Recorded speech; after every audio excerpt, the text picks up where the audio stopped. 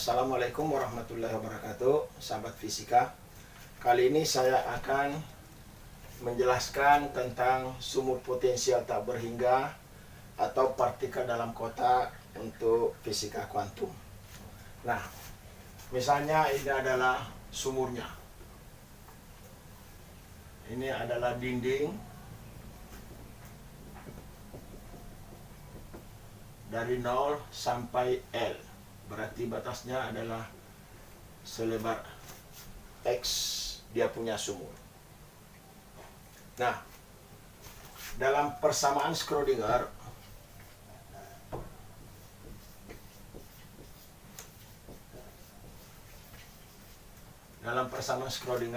kita menulis energi epsilon sama dengan minus H bar kuadrat per 2M D kuadrat Psi dx kuadrat plus energi potensial Psi. Nah, dalam kasus ini energi potensial di dalam sumur ini bernilai 0. Berarti V-nya di sini ada 0 karena di sini yang V-nya tak berhingga. Berarti kita bisa menulis, dan ini kalau ini bernilai 0 dan ini saya bisa menulis 2M E per H bar kuadrat Psi minus D kuadrat Psi dx kuadrat. Dan yang ini saya pindahkan ke kiri, saya tulis D kuadrat Psi dx kuadrat plus 2M E per H bar kuadrat Psi sama dengan 0. Nah, untuk persamaan ini, karena di sini adalah fungsi gelombangnya terdiferensialkan 2 kali, agar sesuai, maka yang ini saya bisa ganti menjadi D kuadrat Psi dx kuadrat plus K kuadrat Psi sama dengan 0. Artinya K-nya adalah akar 2ME per H bar. Yang ini. Nah, persamaan ini, jadi kita bisa menulisnya kembali dalam bentuk seperti ini. Nah, persamaan ini fungsi gelombangnya bersesuaian untuk A sin Kx plus B cos Kx. Nah, kita mau melihat. Berarti fungsi gelombangnya pas di sini tentu kita anggap 0. Di sini juga di ujung. Berarti yang ada di antaranya ini. Nah, untuk X sama dengan 0, ya. Pada X sama dengan 0, berarti Psi ini A sin K ini 0 plus B cos X 0. Nah, ini tentu bernilai 1 dan ini bernilai 0. Nah, nilai ini kita akan dapatkan 0 jika B-nya adalah 0. Karena pada di 0 ini dengan sendirinya dia 0, tetapi di cos ini bernilai 1. Nah, kalau B-nya tidak 0, berarti dia tidak 0. Berarti syaratnya untuk mendapatkan fungsi gelombang di sini adalah 0, maka B-nya adalah 0. Sehingga persamaan ini menjadi A sin Kx. Sisa itu karena B-nya sudah 0. Nah, untuk X sama dengan L, berarti di ujung sini dia juga harus 0 fungsi gelombangnya. Nah, untuk X sama dengan L, untuk mendapatkan ini 0, maka dia hanya bisa KL itu kalau terjadi NP. Nah, dengan ketentuan N-nya 1, 2, 3, dan seterusnya. Nah, jadi kalau dia ini, nah kalau terjadi seperti ini, maka ini juga bernilai 0. Ya, kalau terjadi seperti ini. Nah, sekarang kita dapatkan bahwa K-nya adalah NP per L. Nah, tadi kita sudah dapatkan K akar 2 ME plus bagi A bar dengan K sama dengan NP per L. Kalau kita gabung menjadi NP per L akar 2ME per H bar. Untuk menghilangkan akarnya, kita ganti N kuadrat P kuadrat per L kuadrat 2ME per H bar kuadrat. Ini kita bisa dapatkan persamaan energi N pada N berapa. Nah, tentu kita dapatkan adalah N kuadrat P kuadrat H bar kuadrat per 2mL kuadrat. Nah, ini adalah rumus energinya. Jadi persamaan energi untuk partikel dalam kotak bisa kita dapatkan berapa energi yang terjadi dengan persamaan ini. Nah, sekarang kita akan kembali lagi menulis. Kita menggunakan ini pada persamaan ini, yaitu C X A sin. Nah, ini K-nya N P L X. Kita ingin menemukan berapa nilai A-nya. Nah, untuk mendapatkan nilai A ini harus ada syarat normalisasi.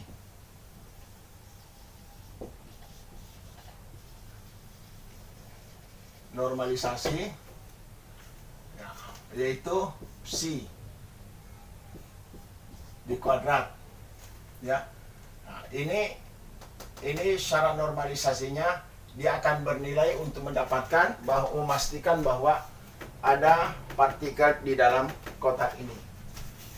Nah, ini akan bernilai 1. Jadi jika dikuadratkan dari tak berhingga sampai tak berhingga, ya, C kuadrat dx itu sama dengan 1. Nah, ini terjadi seperti ini.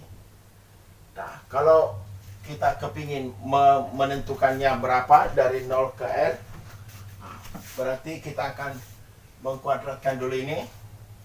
Berarti dari 0 sampai L, kuadratnya adalah A kuadrat sin kuadrat NP per L X. Nah, tentu di sini adalah dx. Ini harus bernilai 1. Ini bernilai 1. Nah, sekarang ada dalam trigonometri cos 2 theta sama dengan 1 kurang 2 sin kuadrat theta. Nah, kalau ini kita putar, bawa ke kiri, bawa ke kanan, menjadi 2 sin kuadrat theta sama dengan 1 kurang cos 2 theta. Nah, kita tulis kembali, ini menjadi 1/2 cos 2 theta. Nah, ini kita ganti dengan yang di sini, dengan tetanya adalah 2pi per L X. Nah, saya hapus dulu. Saya hapus di bagian sini. Berarti saya bisa menulis integralnya dari 0 ke L A kuadrat sin. Saya ganti dengan ini, berarti menjadi 1/2 kurang 1/2 cos 2 NP per LX dx. Nah, ini harus nanti sama dengan 1. Atau saya keluarkan dulu 1/2-nya, yaitu 1/2 A kuadrat. Ya. 1 kurang cos 2 NP per LX dx sama dengan 1. Nah, integralnya berarti menjadi 1/2 A kuadrat. Nah, integralnya adalah X kurang, karena ini masuk sini, L/2 NP sin 2 NP per LX dari 0 sampai L sama dengan 1. Nah, tentu yang ini kita ganti dengan L, kemudian dikurang dengan, kita ganti dengan 0. Hasilnya 1/2 A kuadrat L kurang. Nah, kalau kita ganti L, berarti ini sisa sinus 2 NP. N-nya 1 atau berapapun, berarti nilai sinusnya adalah 0. Ya, nilai sinusnya adalah 0. Berarti tentu kita kurang 0 di sini. Nah, begitu juga kalau kita ganti dengan 0, berarti 0 kurang 0.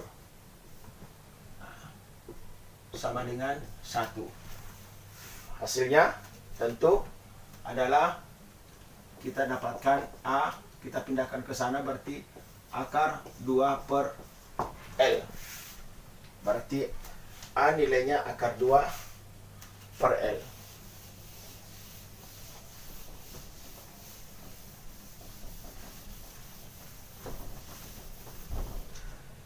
Sehingga persamaan ini kita bisa tulis menjadi si X akar 2 per L sin NP per L X. Nah, persamaan ini kalau kita buat grafiknya tentu dalam bentuk seperti ini. Untuk si N-nya 1, nah, tentu kita dapatkan gelombangnya seperti ini. Berarti ini dari 0 ke sampai L dengan ketinggian amplitudo akar 2 per L. Nah, untuk probabilitasnya, untuk menemukan partikel yang ada di dalam sini, berarti ini kita kuadrat dengan amplitudo 2 per L. Berarti seperti ini, 0 L. Kalau untuk N-nya 2,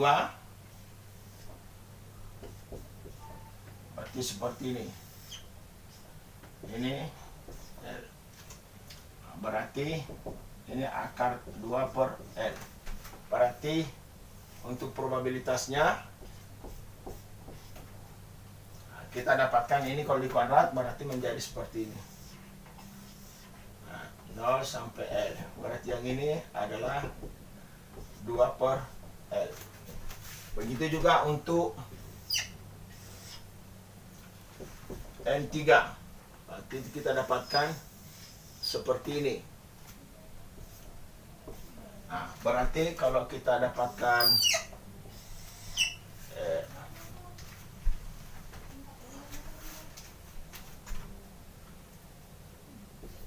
si kuadrat, berarti kita dapatkan 3 kali.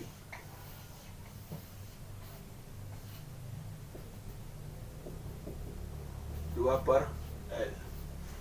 Kalau yang ini akar 2 per L.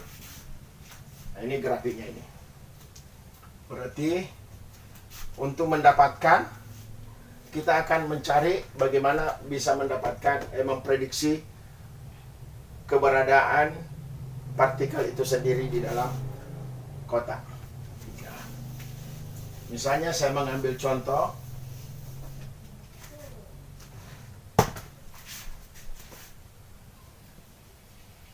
misal kabel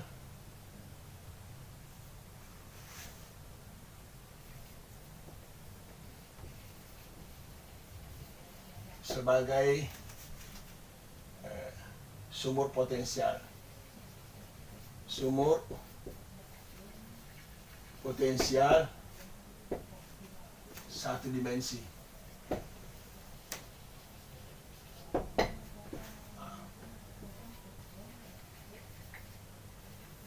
Berapakah probabilitas untuk menemukan elektron dalam keadaan dasar dari X lebih besar dari 0 dan lebih kecil daripada L per 4. Jadi 1/4 L. Jadi kita akan mencari, misalnya ini adalah panjangnya kabel itu sepanjang L, maka kita akan mendapatkan kemungkinannya berapa persen kita dapatkan elektron ada di sekitar sini. Ya, jadi ini adalah 1/4 L. Nah, tentu kita akan mengkuadratkan ini, yang mencari probabilitasnya. Berarti kita akan dapatkan untuk yang sana N-nya 1, ya.